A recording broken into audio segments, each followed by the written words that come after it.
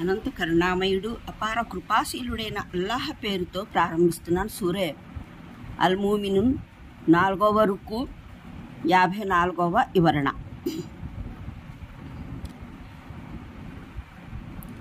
పరలోకంలో నేను సరిసమానంగా తేలి తప్పించుకున్నా చాలు, అదే 10,000 అని అనేవారు.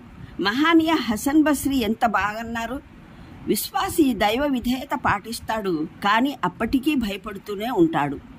కానీ మునాఫిక్ కపటి పాపం చేస్తూ ఉంటాడు, అయినా నిర్భయంగా మసులుకుంటాడు. ఇటువంటి పూర్వాపరాల మధ్య ఈ వాక్యంలో ఎంతో గాఢత ఉంది. దాన్ని క్షుణ్ణంగా అర్థం చేసుకునేందుకు ప్రయత్నించడం అవసరం. వెనుకటి ఆయట్లలో సత్కార్య ఫలాలను చేతులారా సమీకరించుకునేవారు అగ్రగాములై వాటిని సాధించుకునేవారు. నిజానికి ఎలాంటి వారో వారి లక్షణాలేమిటో తెలియపరచడం జరిగింది.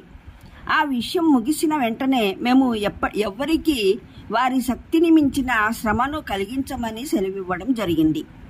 దీని భావం ఏమిటంటే, ఈ చరిత్ర, ఈ నైతికత, ఈ శీల స్వభావాలు ఏవో మానవాతీత విషయాలు కావు. మీలాంటి రక్తమాంసాల మానవులే ఈ దారిన నడిచి చూపిస్తున్నారు.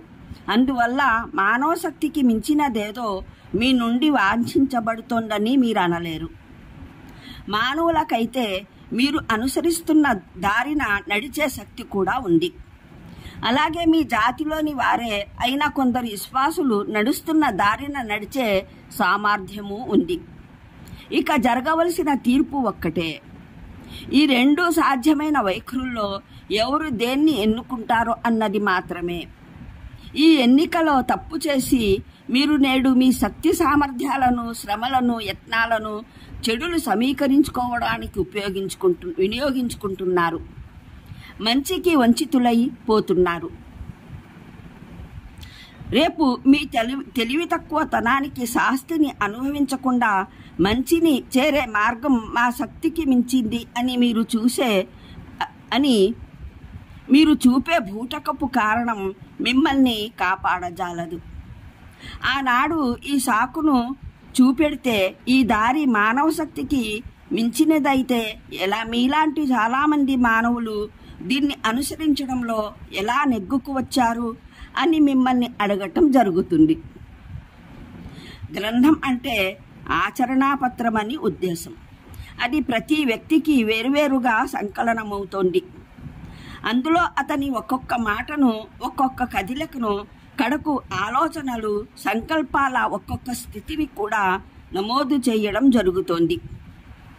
దీన్ని గురించే అల్-కహఫ్ సూరాలో ఇలా సెలవీయబడింది. మరి ఆచరణాపత్రం వారి ముందు ఉంచబడుతుంది. అప్పుడు నీవు గమనిస్తావు, అపరాధులు అందులో నమోదైన వాటి పట్ల భయపడుతూ ఉంటారు. మా దౌర్భాగ్యం పాడుగాను, ఇదేం గ్రంథమో, మేము చేసిన చిన్న పెద్ద చేష్ట ఏదైనా ఇందులో నమోదు కాకుండా లేకపోలేదు అని వాపోతారు. తాము చేసుకున్నదంతా ప్రతీదీ తమ సమక్షంలో ప్రత్యక్షంగా వారు చూసుకుంటారు. నీ ప్రభువు ఎవరికీ ఏమాత్రం అన్యాయం చేయడు. అల్-కహఫ్ సూరా 49వ ఆయత్. కొందరు ఇక్కడ గ్రంథం అంటే ఖురాన్ అనుకొని ఈ ఆయత్కు పెడార్థాన్ని తీశారు. అంటే ఎవరిపైన వాస్తవంగా అతను బాధ్యుడు కానీ ఎటువంటి నిందను మోపడం జరగదు, లేదా ఎవరికి అతడు ప్రతిఫలానికి అర్హుడైనటువంటి సత్కార్యాన్ని దక్కకుండా చేయడం జరగదు, ఎవరిని అన్యాయంగా శిక్షించడము జరగదు, మరి ఎవరికి వారి హక్కుకు తగినటువంటి బహుమానం లభించకుండా చేయడము జరగదు. అంటే తాము చేస్తున్నది, చెబుతున్నది, ఆలోచిస్తున్నది ఇదంతా ఒక చోట నమోదవుతూ ఉందన్న విషయాన్ని గురించి, ఒక రోజున దాని లెక్క చూడటం జరుగుతుందన్న విషయాన్ని గురించి అన్నమాట. విలాస తత్పరులు అన్న పదం ముత్రఫీన్ అనే అరబీ పదానికి అనువాదం. ముత్రఫీన్ అంటే నిజానికి ప్రాపంచిక సిరి సంపదలను పొంది రుచులు జుర్రుకుంటున్న వారిని, దైవం మానవుల హక్కుల పట్ల ఉపేక్షాభావమున్న వారిని అంటారు. ఈ పదానికి సరైన భావం విలాస తత్పరులు అనే పదం ద్వారా వ్యక్తమవుతుంది. అయితే దాన్ని కేవలం కామాతురులు అనే అర్థంలో మటుకే గ్రహించరాదు. విలాస ప్రియత్వపు విస్తృత భావంలో తీసుకోవాలి. శిక్ష అంటే బహుశా ఇక్కడ ఉద్దేశం పరలోక శిక్ష కాదు, ప్రపంచ శిక్ష. అది దుర్మార్గులు ఇహలోక జీవితంలోనే చవిచూసే శిక్ష. మూలంలో ప్రయోగించిన పదానికి ధాతువు జుఆర్ అన్నది. అది ఎద్దు తీవ్రమైన బాధ కలిగిన సమయంలో చేసే అరుపుకు వాడే పదం. ఈ పదం ఇక్కడ కేవలం మొర, రోదన అనే భావంలో మాత్రమే కాదు, ఏ విధమైన దయకు అర్హుడు కాని వ్యక్తి పెట్టుకునే మొర, రోదన అనే భావంలో ప్రయోగించబడింది. ఇందులో కించపరిచే భావం, వెటకారం కూడా దాగి ఉన్నాయి. ఇందులో అలాగా ఇక తమ చేష్టలకు ప్రతిఫలాన్ని చవిచూసే గతి పట్టగానే అల్లల్లాడిపోతున్నారా అన్న భావము ఇమిడి ఉంది. అంటే అప్పుడు వారికి ఇలా చెప్పివేయడం జరుగుతుందన్న మాట.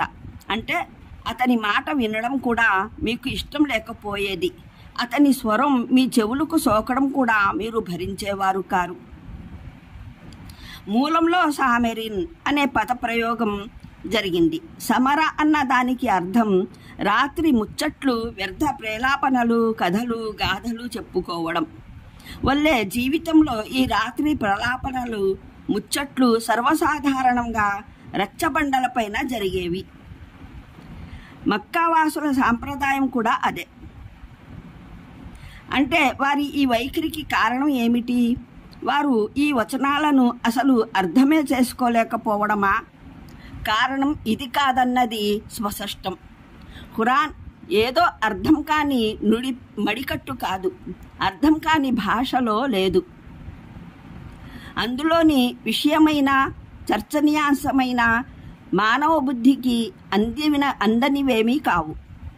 వారు దీని ఒక్కొక్క మాటను బాగా అర్థం చేసుకుంటున్నారు, కానీ అది అందజేసే సందేశాన్ని స్వీకరించదలుచుకోలేదు కాబట్టి వ్యతిరేకత చూపుతుంటారు. అంతేకాని వారు దీన్ని వ్యతిరేకించడం, అర్థం చేసుకోవడానికి ప్రయత్నించినా అది అర్థం కాకపోవడం చేత కాదు. వారి తిరస్కారానికి కారణం ప్రవక్త మానవుల వీణులకు పూర్తిగా అపరిచితమైన వింతైన విషయం ఏదైనా చెప్పడమా? కారణం ఇది కూడా కాదన్నది తెలుస్తూనే ఉంది. దైవం వద్ద నుండి ప్రవక్తలు ప్రభవించడం, వారు దైవ గ్రంథాలు తీసుకురావడం, దేవుని ఏకత్వ సందేశం అందజేయడం, పరలోక విచారణను గురించి భయపెట్టడం, ప్రసిద్ధ నైతిక సత్క్రియలను గురించి తెలుపడం, వీటిలో చరిత్రలో నేడు తొలిసారిగా ముందుకు వచ్చినది ఏదీ లేదు. ఇంతకు ముందు ఎన్నడూ ప్రస్తావనలో రానిది కూడా ఏదీ లేదు. వీరి చుట్టుపట్ల ఇరాక్, సిరియా, ఈజిప్ట్ దేశాలలో ఒకరి తర్వాత మరొకరు ఎందరో ప్రవక్తలు వచ్చారు. వారు ఈ విషయాలనే బోధించారు. ఈ జనులు ఇది ఎరుగనిది ఏమీ కాదు. స్వయంగా వారి భూభాగంలో ఇబ్రాహీం, ఇస్మాయిల్ అలైహిస్సలాం వచ్చారు. హూద్, సాలిహ, షుఐబ్ అలైహిస్సలాం వచ్చారు. వారి పేర్లు నేటికి వీరు పలుకుతూనే ఉంటారు. వారిని దైవ సందేశహరులుగా వీరు స్వయంగా నమ్ముతారు. వారు ముష్రికులు, బహుదైవారాధకులు కారనై ఒకే దేవుడి దాస్యాన్ని బోధించేవారని వీరికి కూడా తెలుసు. అందువల్ల వారి తిరస్కారానికి కారణం ఏదో వింతైన విషయం, ఎప్పుడూ కనీవిని ఎరుగని విషయం వినడం కాదు. మరిన్ని వివరాలకు చూడండి ఖురాన్ అవగాహనం సంపుటి 5, అల్ ఫుర్ఖాన్ పాదసూచిక 84, ఖురాన్ అవగాహనం సంపుటి 6, అస్సజ్దా పాదసూచిక 5, సభా పాదసూచిక 35. అనంత కరుణామయుడు, అపార కృపాశీలుడైన అల్లాహ్ పేరుతో ప్రారంభిస్తున్నాను. సూరే